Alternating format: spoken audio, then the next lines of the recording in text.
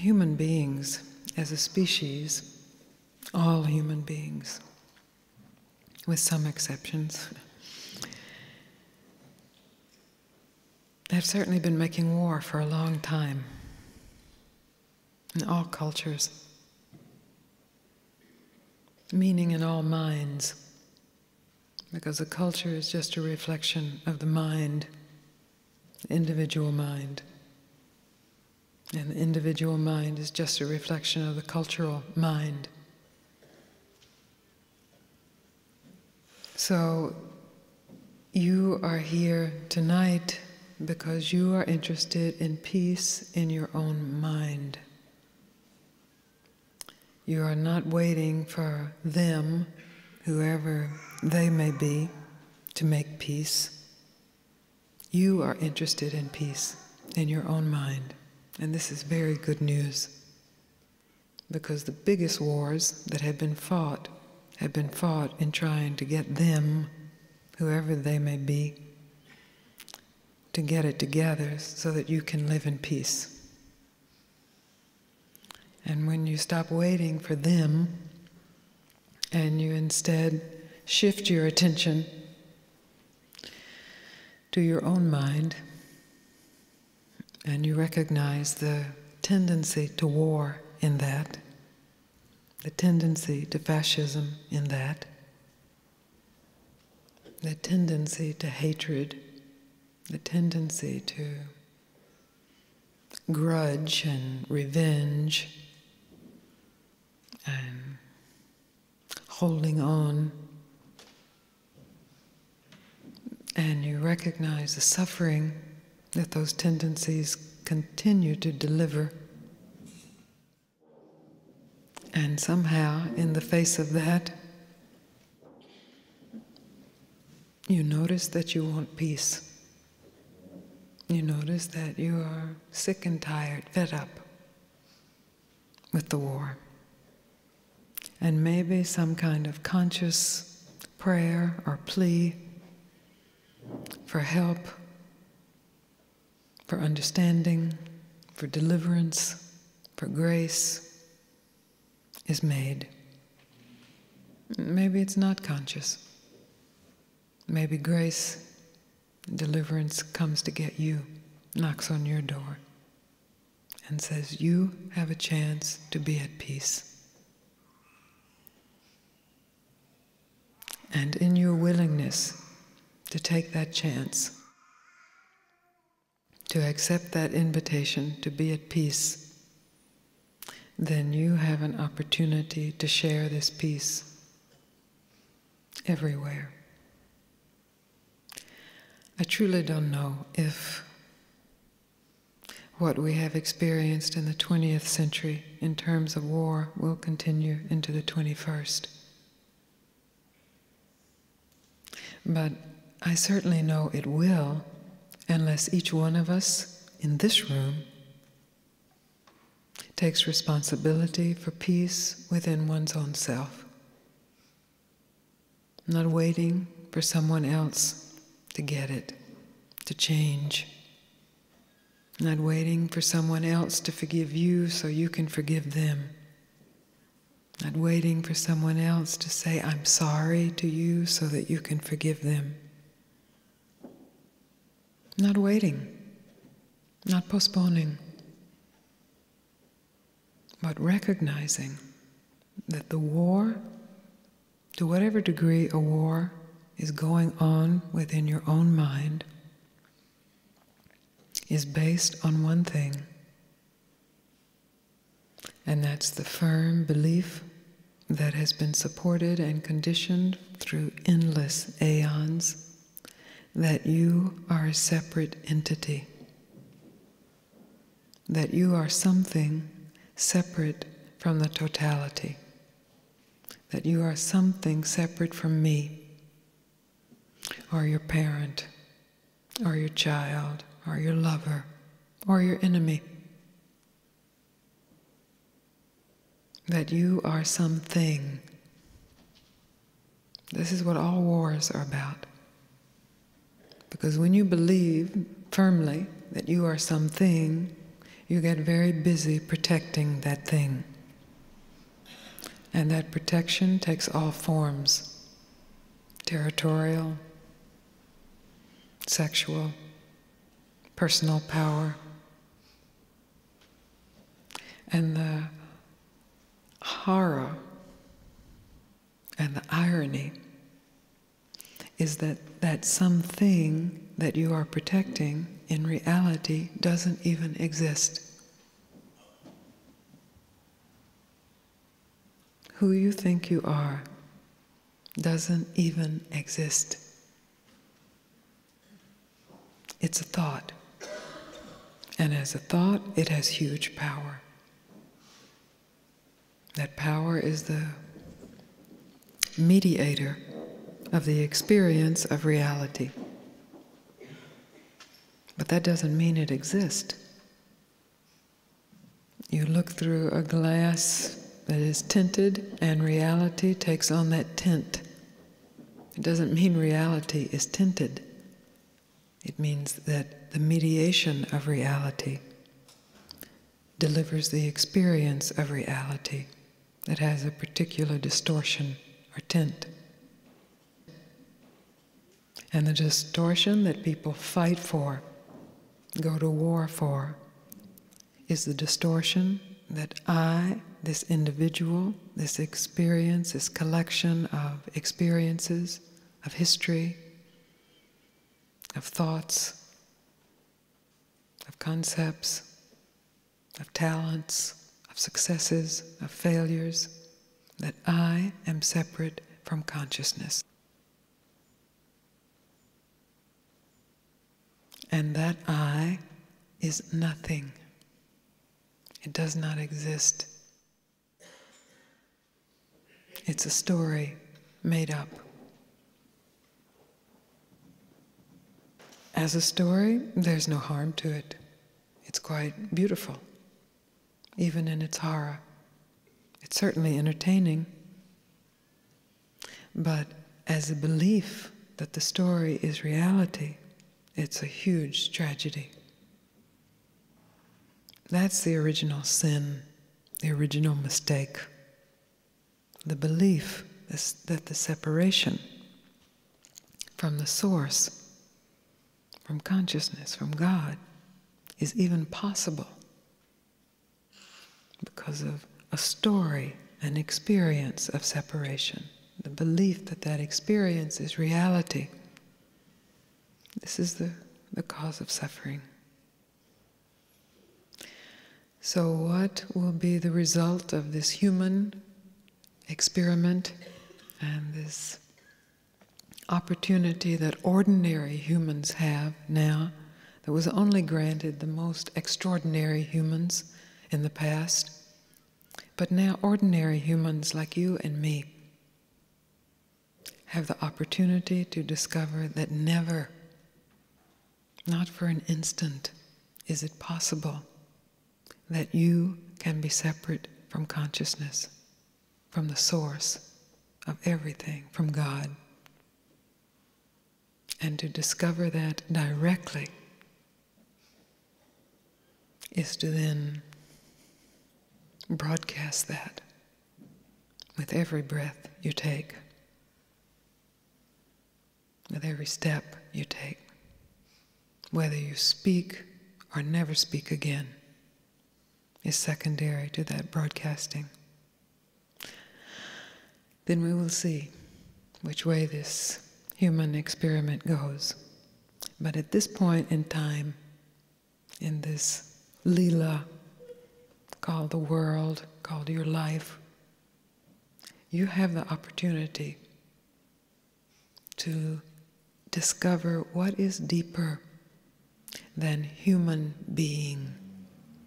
What is before human being, not to mention female human being, or male human being, or Australian human being, or American human being, or Yugoslavian human being. What is before that? That beingness that we have assumed is simply tacked on to human. is actually the source of human. It's the source of plant being, animal being, sentient being, and insentient being. Beingness.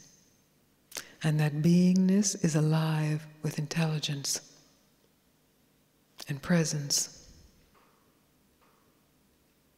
And it wants to know itself. It has come to know itself in you, so that it can know itself everywhere.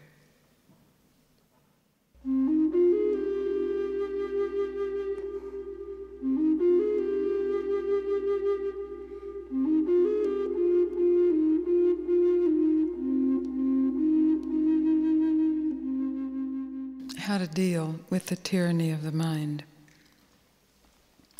So we are at least somewhat aware of the capacity of the mind to use its powers, the power of projecting, the power of grasping, the power of rejecting, the power of holding, the power of denying, to wage war.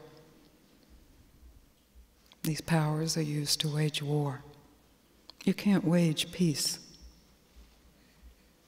Peace is revealed when the war ceases being waged. And wars can be waged under all kinds of flags, especially spiritual flags. I mean, usually wars are waged at least somewhat under a spiritual, or God is on my side, or I'm holding the right flag. So the question then arises, well, what to do with this tendency of the mind to be a warmonger? How to stop that? And of course, people try all kinds of things. We've all tried all kinds of things in the spectrum of denying it and indulging it, and different degrees of each, until there is a willingness to say, I give up. I don't know how. I can't figure out how, because every thought I have that figures out how tends to be just another very subtle maneuver, strategy, technique. Waving the flag of peace, waving the flag of fellowship, but just another maneuver for me first, whether that me is individual or tribal or national or even species. So first of all, we have to see that. That must be seen. And to see the futility of trying to use those strategies to grasp or hold or keep peace. If you are willing to give up the strategies, you're willing to simply not strategize, to be aware of the tendency and yet not to follow it, not repress it, but not follow it. So huge tendencies can arise. And the willingness to be aware without following, then the mind is tamed. Where there is a willingness for the mind's attention to rest in silence, to not be doing anything, even if there is great agitation, even if there is a demand to move and do, just to see it, to experience it, and to let it be. Then the next question that often appears is, yes, but in satsang, what to do with these thoughts that come in, these thoughts of self-doubt, these thoughts of self-hatred, these thoughts of worthlessness, these cynical, contracted thoughts. What to do with them? They keep coming. So when it is seen that they keep coming, there is a very appropriate time to say, stop. Stop. I will not go down that path again. I will not follow that addiction to negativity again. I can't say when that time is for you in your mind. But if you have an idea in your mind, oh well, these are just my thoughts, these are just my thoughts, and then you have formalized the welcome to satsang as some way that actually supports another strategy for warmongering. In your willingness to tell the truth and to recognize when the same obsessive thoughts continue to spin and you are trying to get them to stop while welcoming into your heart, then there has to be the willingness to say, stop, get out. No. No is not an evil word. It's not a bad word. It's just as beautiful as yes. No. There will come a time when the yes in your heart welcomes everything,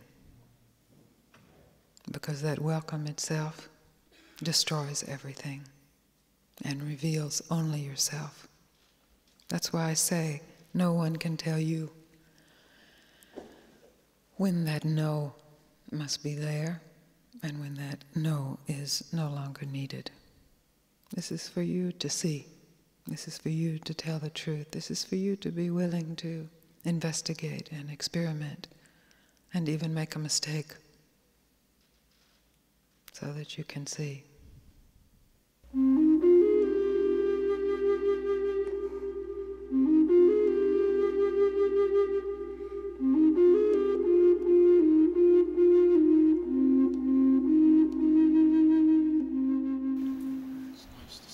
Nice to see you again. It hasn't been that long, a couple of days. Well, my assignment, as I walked away from being with you, maybe to stop the strategy of that's out at Mars, and I'm a humble guy that can't get it and have to work for it. Now you took that away from me. Oh, thank you. Yeah. No, I'm not going to thank you because I'm agitated. Oh, good. So the assignment goes on, but So when you gave up this self-image of this humble guy working on it, underneath that was some agitation. Yeah, it's like right now I haven't found a strategy. Oh, this is so clear. I don't know what to do. Really. Yeah, so it's a very unstable place. Yeah, it really is. It's and uncomfortable. Uncomfortable, unstable, and the impulse that is in place, that we have all in place, that we've been trained to, that we organically grow into, is to find a strategy, to quickly find a strategy, because the whole organism is perceived to be a danger when there is no strategy for constructing a self-image. Yeah. So then my question to you is, can you simply be agitated without attempting to go back to that nice, humble guy, or go forward to that person who's at peace? Just to be this. You mean agitated? Yeah. Well, I don't know if I want to stay there very long. I understand that. I understand that. It's uncomfortable. And nobody wants to stay in anything that's uncomfortable. Maybe it's even painful. And nobody wants to stay in anything that's painful. But for the purpose of our investigation, are you willing to see how you don't want to stay there, and yet you are here to just be here without thinking about how it should be different? Yeah, see, I'm doing that. thinking about how it should be different? This is excellent. You have to see that. Yeah, You have been doing that, so perhaps you haven't seen it. But now you clearly see it. Yep, I'm doing that. Yeah, if I'm not the humble guy, then Uh-oh, yeah. I don't know That's right. what to do with it. That's right. That's exactly right. I don't know what to do with it. I don't know who I am. I don't know what to be. I don't know how to act. I don't know what will happen to me. I mean, humble guy, you know, it'll always be out there, and I'll be plodding along. Yeah. And some days I'm good because I'm humble, but, you know. I tried arrogant for a couple of minutes. I didn't like it. That's just not in me to do. Very good to try it. I've got it. Now I've really got it. That's right. So now you haven't got it and you haven't not got it. You're in no man's land. Yes. That's right. That's where That's the gap. And all of the mind activity around that is to get out of that gap because it's the unknown. Yeah, it's very uncomfortable. It's just right. It's just right. Everyone tries to jump over that gap with spiritual understanding or with conceptual understanding about there is no gap, there is no one to jump over, there is no anything. With Advaita Vedanta, with Buddhism, with Christianity, with Judaism, with Muslim, with everything. Can I ask you a question? Okay. Now here's an example of the strategy trying to develop, or going back to the humble, I don't have it and stuff. So I get upset, agitated, and I associate that with being very far away from being centered, or I use that word like, being centered. Being at peace. So today I was very uncentered and agitated, and so then I'm saying, well, what have I learned? Here I've had this wonderful opportunity, and Gangaji said, here's the Uh-oh, here comes the humble old guy back. I know, really. So there it is. I seem to associate learning something with remaining centered, or not following my thoughts, or not following my emotions, but I keep doing it, and then I get discouraged. You have learned things that have helped you stay centered. Yes. Yes. Oh, yeah, So I do we're not better. speaking about learning, and those are wonderful to learn. It's very useful to learn how to still the mind, how to still the body. Excellent. But this is not what we're speaking of. The possibility is to discover what doesn't need to be still to be still. Oh, gee.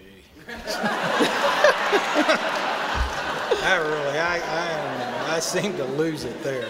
That's right. I want you to lose it there. Because if you are holding on to even understanding that, there is an overlooking of what doesn't even need to be understood to be at peace. Gosh. So, what is it that's agitated? Just my emotions and thoughts, and Right. the identity, like I'm agitated, and then I think, well, I shouldn't be agitated. Right. And the awareness of that. Yeah, I'm aware of it. Yes, that's clear. You're aware of that. I'm aware of it. So when you say, I am aware of it, is the I agitated, or is I aware of agitation? No, the awareness isn't agitated. That's right. But I'm agitated at myself because I'm doing it. I mean, I'm getting agitated. So you have this awareness of this, I am agitated at myself. Is the awareness of that I am agitated at myself agitated? Let's see.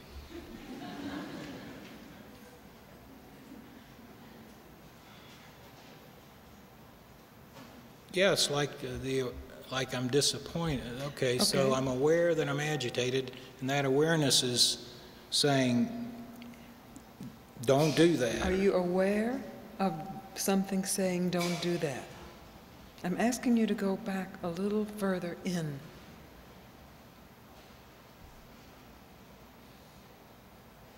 There's agitation appearing, and part of that agitation is mental activity that's spewing forth thoughts. I don't like this, I shouldn't be this, I should be centered, I'm not getting it, I don't understand it, I'm blowing it, whatever. Yeah, all that. Just a little bit in from that. There's awareness of all that. Yes. Is that agitated?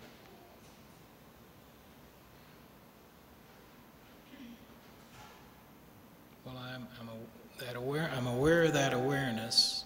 I can't say that I know. Yes, Maybe I haven't. You do know, but you can't find it as another object to be aware of.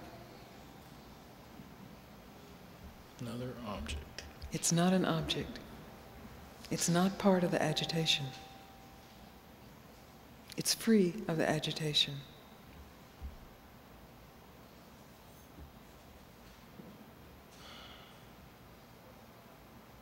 And you do know it. You just don't know it as knowledge. You know it as awareness.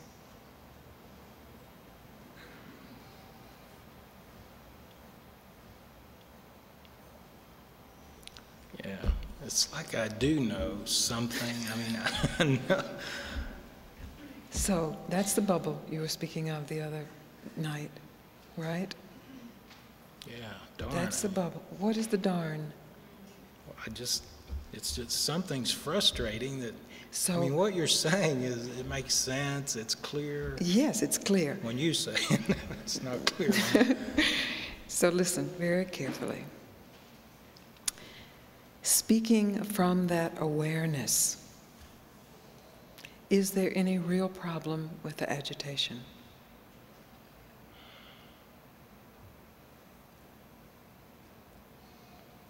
No, it would just be there. Now, speaking from an aspect of the agitation, is there a problem with the agitation? No, not from, you mean the agitation. This is even better than I thought. Great. No, the agitation is... So the agitation is at peace with itself. Yeah. And the awareness is at peace with the agitation. What's the problem then? Dan? Dan is the problem. Because So I'm what saying, is Dan? well, I shouldn't be That's agitated. great. I should What be is Dan? How do you know to name something Dan? Oh. Man, just as soon get rid of it, frankly. But that's part of the problem too. That's the war, isn't it? Yeah, it is. That's the Exactly. war. There it is. Like today, I'm at war. Okay. And So- in the midst of this war, I'm pointing you to what's at peace. The war is at peace with itself. And awareness is at peace with the war. But Dan, so what we have to find out is, what is Dan? Who is Dan? Oh, it's this little kid that grew up and has all these identities and... So that's the body was little once and it grew up, and the emotions were immature once and they grew. No, they're still immature. Yes, maybe. They didn't grow very well. But the awareness of all that. Yeah, now I'm beginning to, yes. I can watch Dan do all this stuff. That's right, because Dan's an object in your awareness. Now, is this object real? Or is it like painted on a screen? Yeah, it doesn't seem very real. Because, there, again, you can disprove it and I can begin to disprove. So it doesn't seem very real when you begin to look at it. No. When you begin to investigate it. I wrote my granddaughter, one of my granddaughters, a letter today. It was a little card that had a spider on it, and it said, "Scary spider," because she's 4 years old now, and she's starting to get afraid of bugs and things.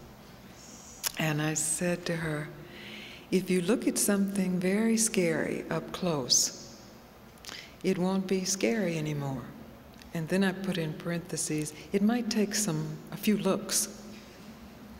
So what you're speaking of is you looked at Dan slightly just now. Yeah. And there wasn't much there. And a whole natural byproduct of that was a relaxation. Now, the moment you turn away from Dan, Dan grows in power as a scary spider. Right? Yeah. But now you stop right now and turn your attention to Dan and see, what is it really? Uh-oh. Here we go. You're going to take Dan away.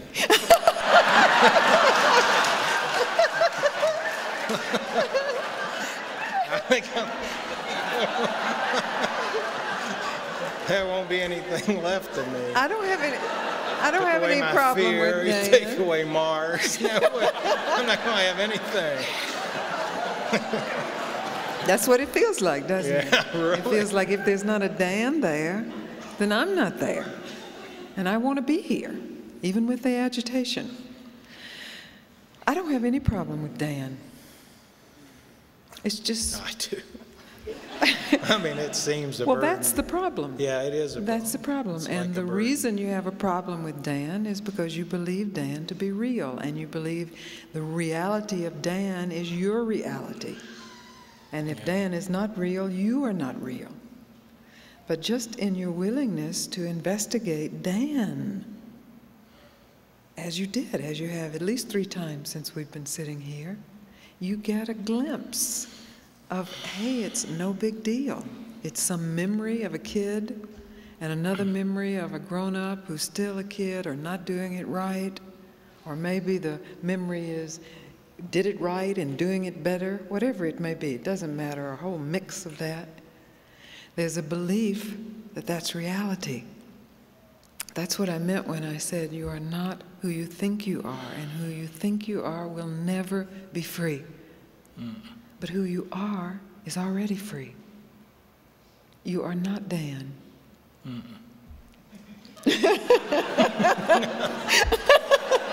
can go. I don't.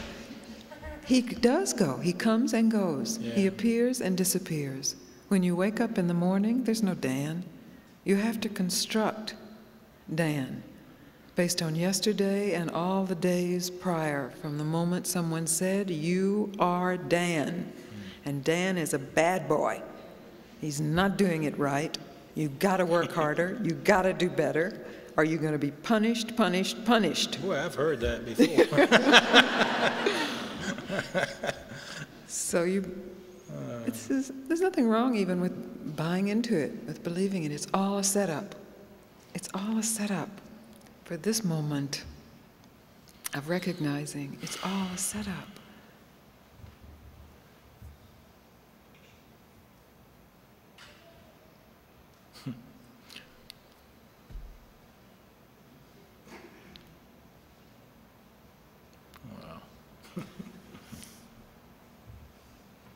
Goodbye, Dan. Hello, goodbye. Hello, goodbye. But what is present? A Dan appears, ego appears, hello. Dan disappears, goodbye. Not Dan can't disappear, and not Dan can't appear. Because Dan becomes a scary spider then. Okay, I'll just let him be. That's what I meant when I was suggesting that you just let the agitation be. Yeah. Because Dan is agitation. Ego is agitation. Yeah. Because it is polarity of thought at war with itself.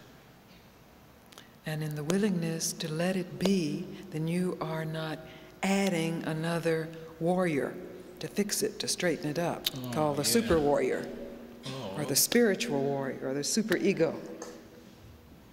You're in fact just being. And if there is agitation, if there is war, well, that is here too.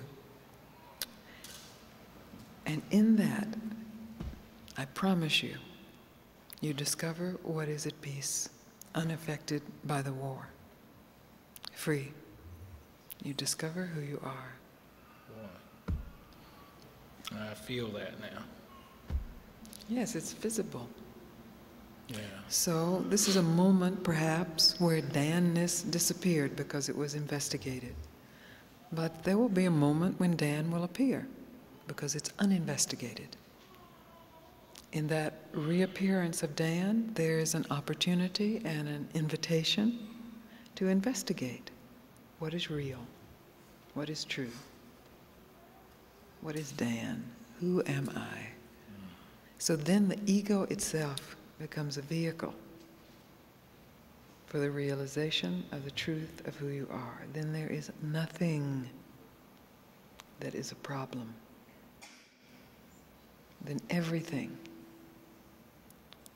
when it is subject to investigation, can reveal the non-existence of who you think you are and the reality of who you are.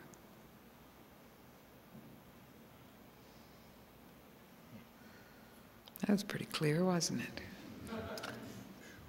That's pretty clear, isn't it? This is so simple. The mind will attempt to make it complicated, attempt to make it ritualistic, attempt to make it something so that it can be owned. But who you are is free, right now and eternally. And the mind is not separate from that freedom, simply appears in that freedom as a vehicle for the realization of freedom itself. So natural. Who you are is natural. Dan is not natural. It's fabricated and put together and falls apart, and stuffing is coming out, and attempt to stuff it back in and redo it and reupholster it and take it to another expert that could fix it better.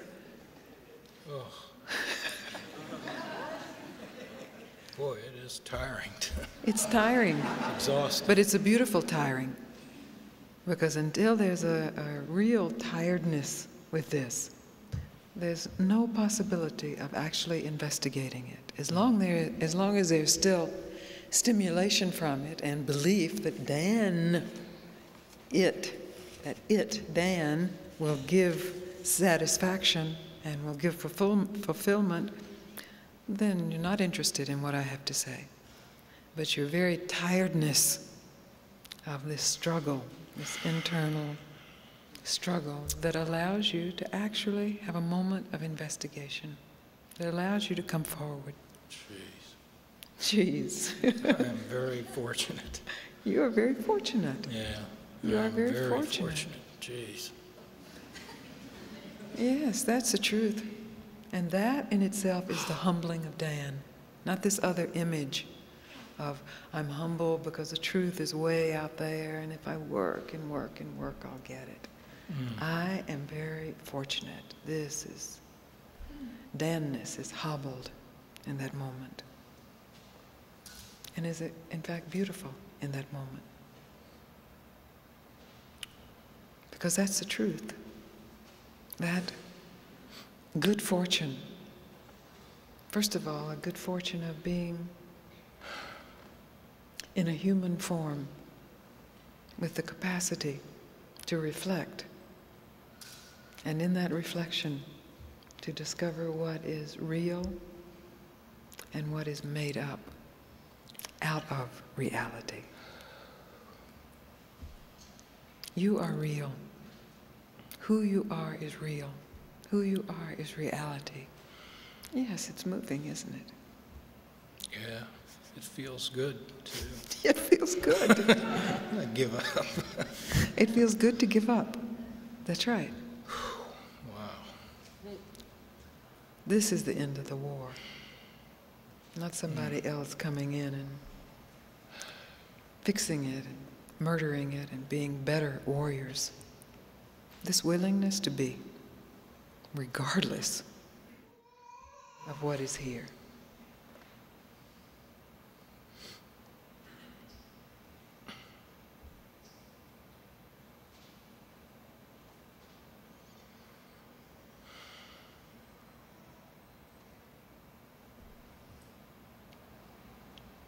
It's a pleasure to see you. It's a pleasure to be with you. Thank you. Really. Namaste. Namaste. I'll learn what those things mean. You don't need to. It means same here and here. Oh. Same here and here.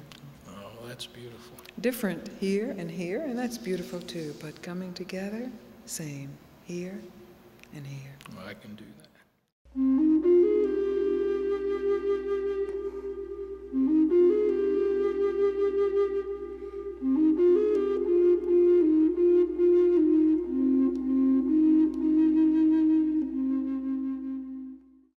What struck me, or what has struck me in the last couple of weeks, is that when the attack happened in New York and then the bombing happened in Afghanistan, there was a moment where people's hearts were broken so profoundly that they were open. And there was a sense of compassion that could be felt that hadn't been felt. Of course, compassion had been felt, but a deepening of that compassion, a deepening of the understanding of the insult of innocent beings all over the world, in all cultures, being killed. A recognition of that. What a moment. But then, sadly, what I have seen is because that moment is so big, and because people are, in general, deeply, deeply identified with themselves as separate entities, there becomes a kind of closing off from that and back to business as usual. I mean, that's even what our leaders say, get back to business as usual. And I'm not speaking of the economy. It won't help anyone for the economy to crash. But we cannot get back to business. And yet our minds are inviting us back to business. Our what about me business. Yes, but how about the way I feel today? So there's a moment that we can all be true to. It's still here. It hasn't gone anywhere. But in its unbearableness, our minds, I'm not talking about, you're not free to laugh, to have fun, to sing. All of that's not business as usual. The business as usual is the individual suffering, the individual story about me and my needs, and who didn't meet them, and who's not meeting them, and who won't meet them. That's the business as usual. So I remember there was a quote once, maybe it was from Faulkner, something about mankind will always choose the familiar, hell, rather than the unknown. So in this moment in time, there is a huge unknown. Whatever our leaders tell us, there's a huge unknown, politically, culturally, globally. There always is, but it's apparent now. We can take that in and meet that unknownness and recognize the indefinable fulfillment that is unknowable.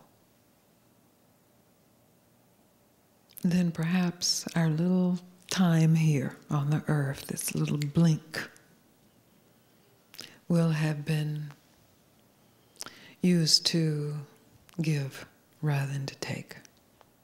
Perhaps. We will see. And perhaps that will affect someone someplace. Who knows? No guarantees.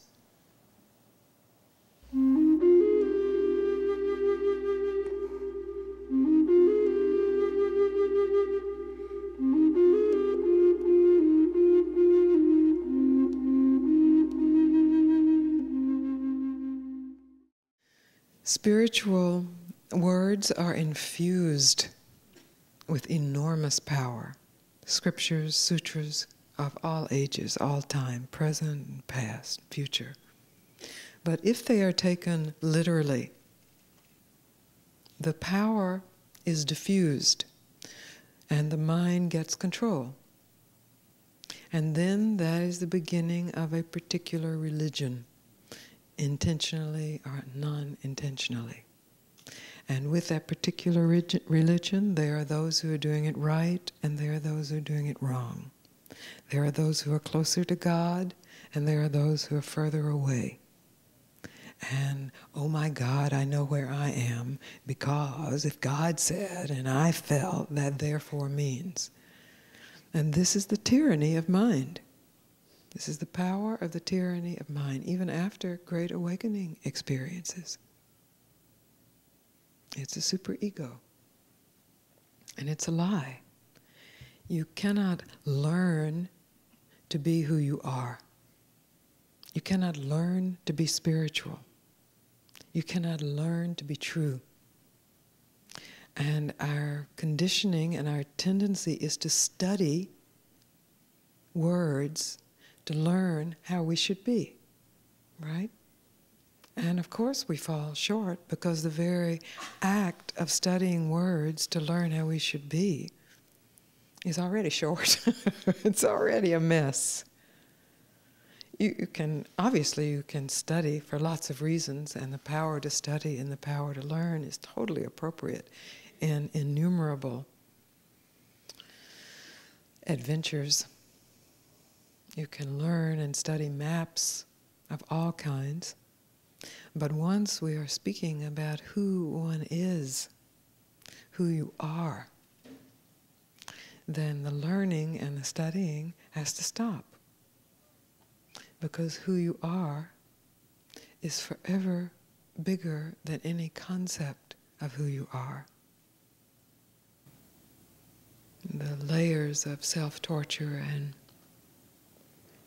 fear and doubt and conceptualization that keep our minds from simply sinking into this ground, this field of peace that is always here, that really just is. It's not a Christian peace versus a Muslim peace or a Jewish peace. It's not a spiritual peace versus a worldly peace. That's all several steps removed. The peace that is always here. The ocean of your being. Without learning anything, without going anywhere, without getting anything, without keeping anything. Simply allowing your mind to fall back into that.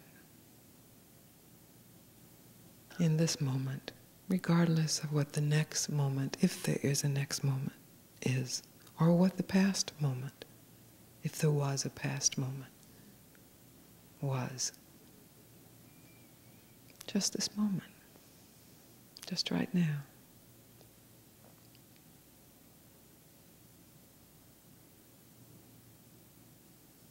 And that's where choice is. There's no choice about the peace. Peace is there.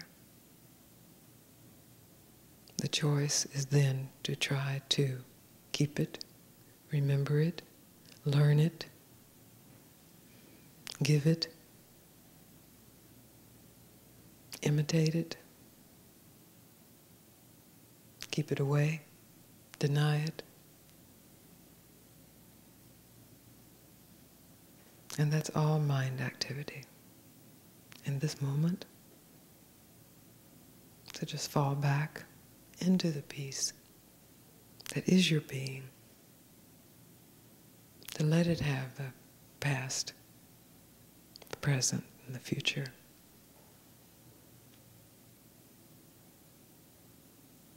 This is the possibility then to really give up the choice,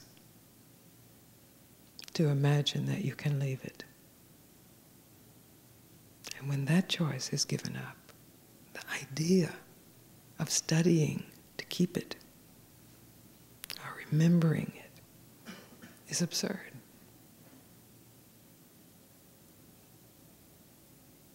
The impulses may arise from past conditioning, expect them to arise from the collective gene pool,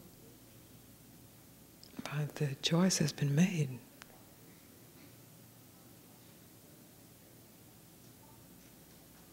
This is a peace that is beyond understanding, and beyond really translated, maybe not literally translated, but really translated, means closer. The peace that is closer than understanding. God is closer to you than your own breath.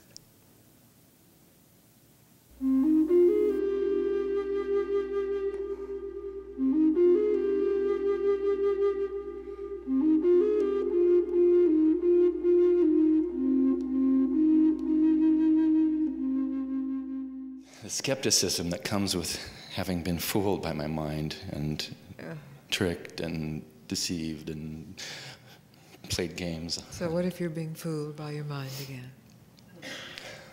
What have I been fooled by? No, what if now you are being fooled by your mind again? In fact, let's assume you are, just as skillful means.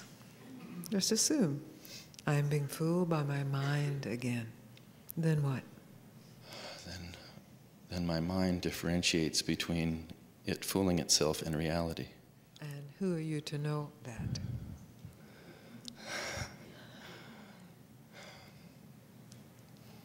Consciousness that's not limited to my mind, I guess. You guess?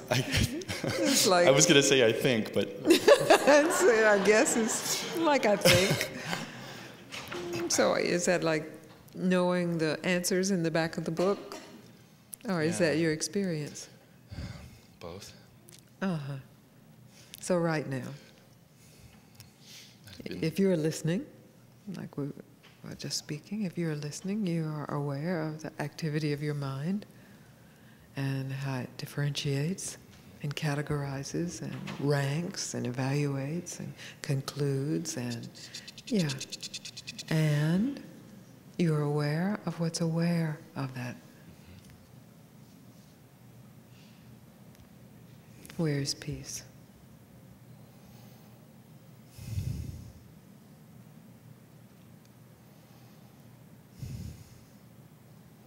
I don't know that I can describe it. You don't have to describe it. Just to know where it is.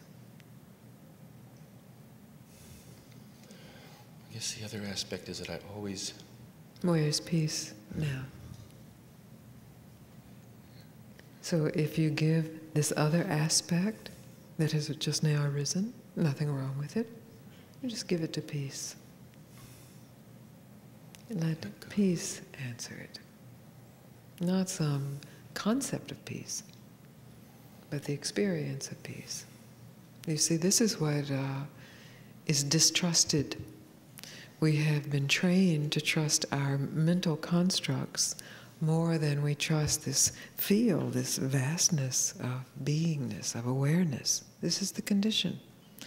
And so saints and sages and teachers throughout all time have directed us over and over and over, and our religious practices, East and West, have directed us to this awakened self.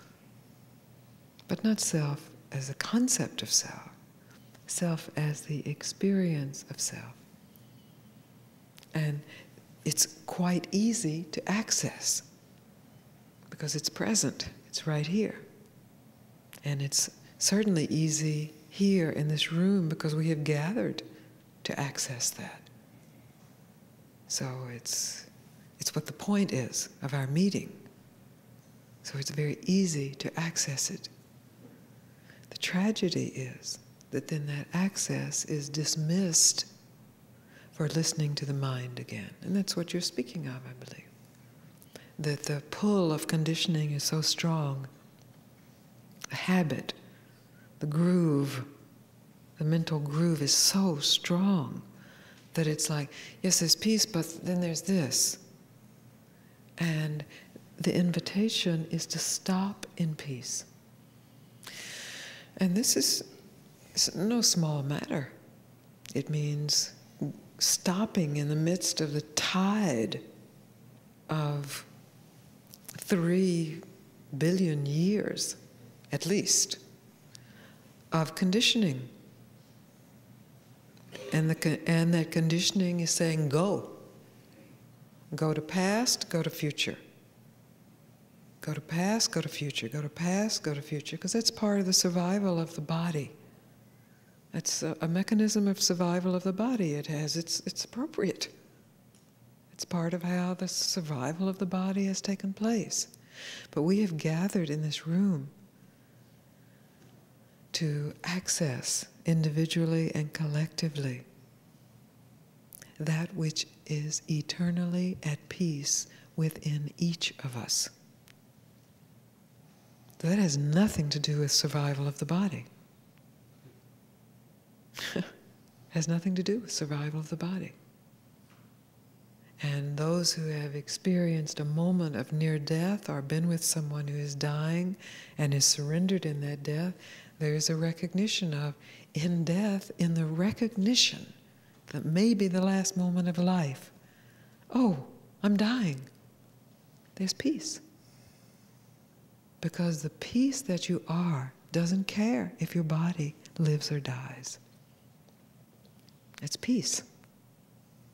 And our conditioning is so strong to live, naturally, nothing wrong with that. I'm not saying circumvent that conditioning or get rid of that conditioning. It's natural. It goes with the body. All I'm saying is see what is deeper than that conditioning. Then that conditioning can play itself out quite naturally, unconsciously, while you are aware of what is at peace regardless of what happens to the body. Because the body will die, or it will get sick, it will suffer. There will be experience of loss. There will be experience of past and future. But peace is present always. And you just indicated to me that you're aware of that peace.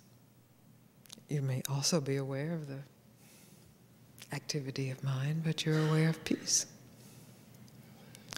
So there is hardly anything in our culture that invites us to that peace. And I mean the spiritual culture as well as the worldly culture. In most of the spiritual culture, we're still trying to get somewhere. But this is just for tonight. Don't get anywhere. Don't get more evolved. Don't get more enlightened. Don't get more lovable. Don't get more better. Just stop right here. Give your problems, give your activity, give your search to that which is at peace already within you. And then see for yourself. Then you won't be following teachings literally. You will be recognizing teachings as what arise from your own being. And the teachings that you are drawn to, that you resonate with because there is a self-recognition.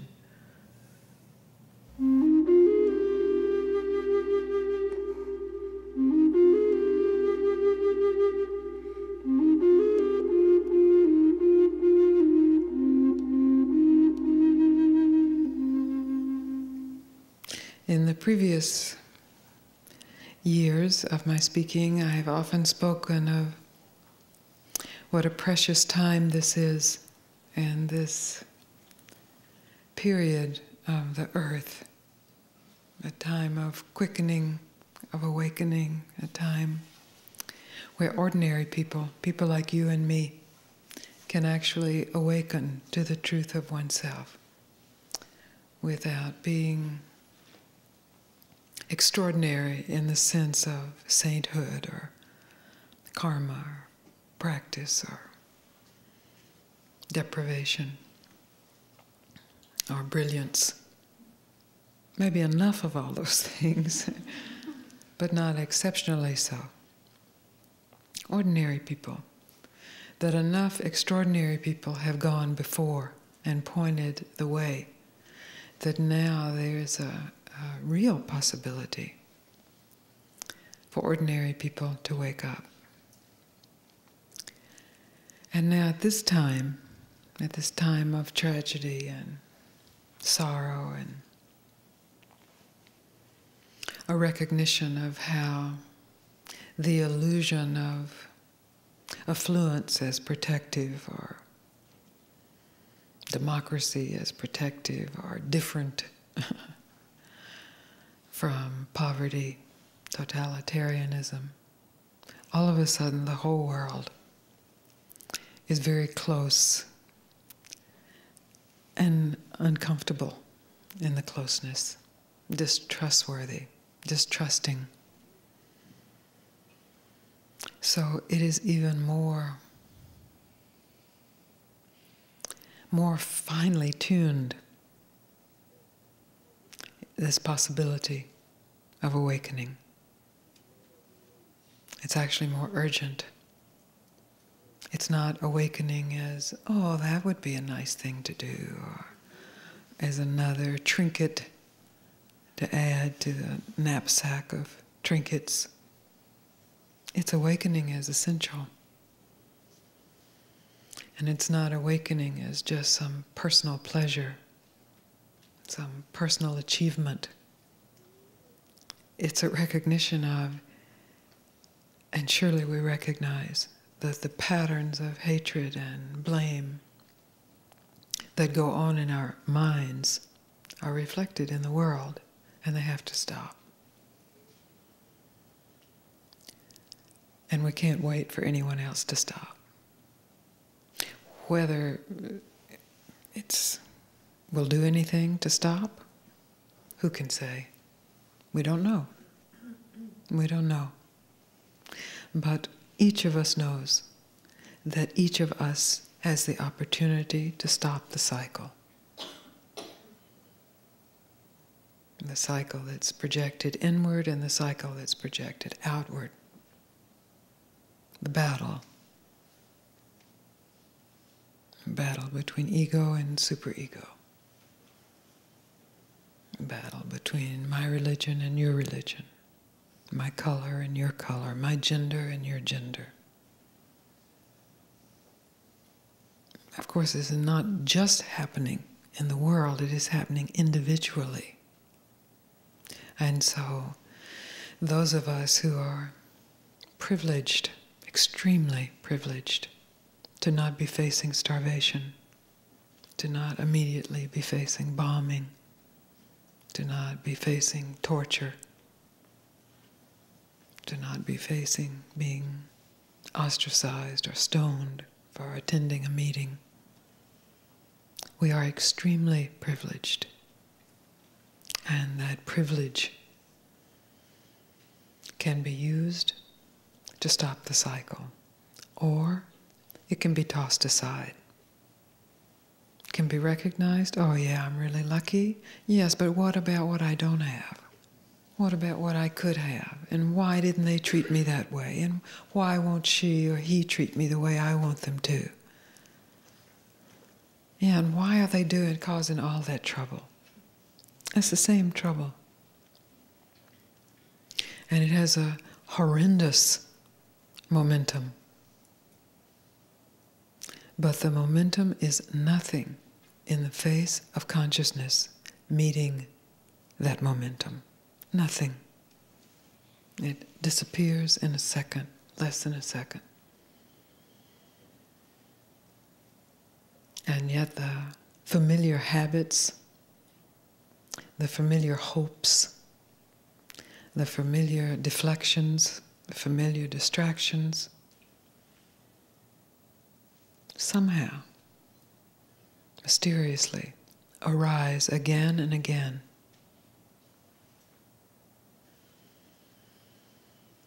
So this invitation from my teacher and his teacher is absolutely radical. It is right now stopping, taking full responsibility to recognize what is at peace right now within you, what needs nothing from the past or the present or the future to augment that peace or prove that peace. What is fulfilled in itself.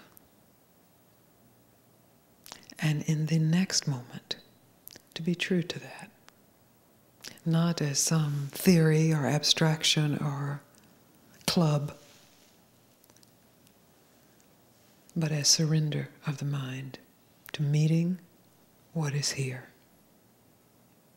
By that, I mean meeting whatever emotion or circumstance or fear or hope appears without resorting to the pattern, the habitual pattern of making war with it.